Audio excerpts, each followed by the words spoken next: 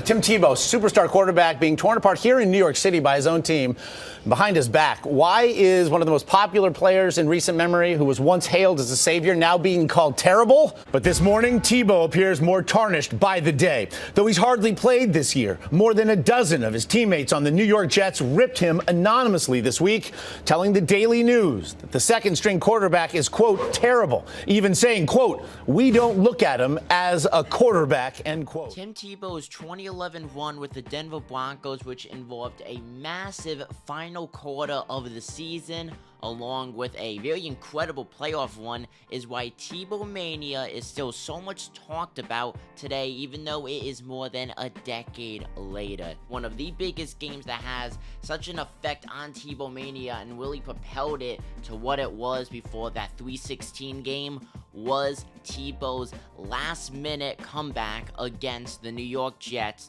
The New York Jets were already a very inconsistent football team coming into this game, and the last-minute score by Tim Tebow just made everything worse. A Jet team that did not handle pressure well at all this season ended up succumbing to it. Mark Sanchez made several throwing mistakes, including a last-minute throw to the edge of the end zone. New York left with the loss at 5-5 and would end the season with an 8-8 record, missing playoff football.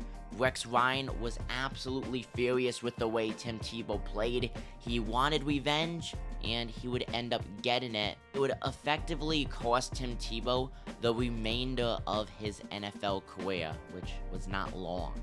On March 20th, 2012, the Denver Broncos signed highly sought-after free agent quarterback Peyton Manning to a 5-year, $96 million contract, which meant Tim Tebow was out of the starting job. He was out of the quarterback job in Denver.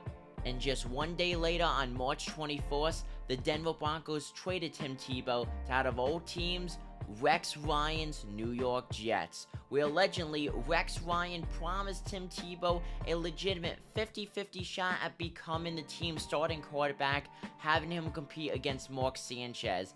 But it became clear since day one of training camp back in 2012, Mark Sanchez was the #1 guy, and there was no legit quarterback competition.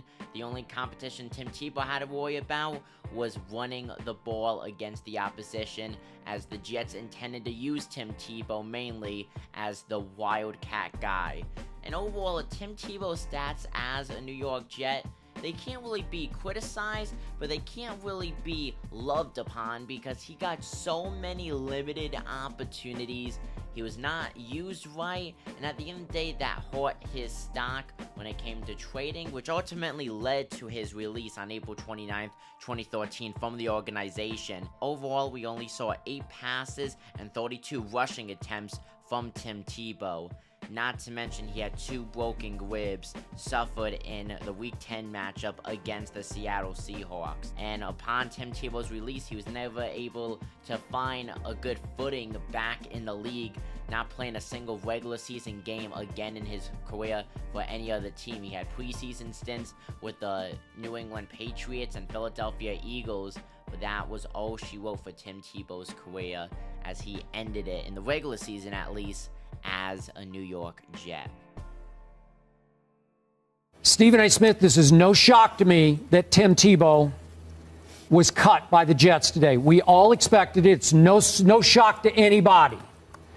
I want to state for the record, I am ecstatic.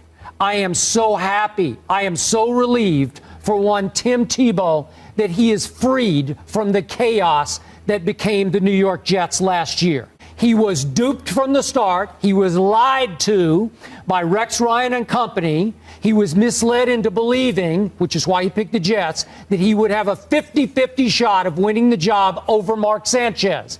I believe, given that shot, he would have won that job. And then he was sabotaged by given 4 or 5 plays, none of which were in his wheelhouse. Duped and sabotaged.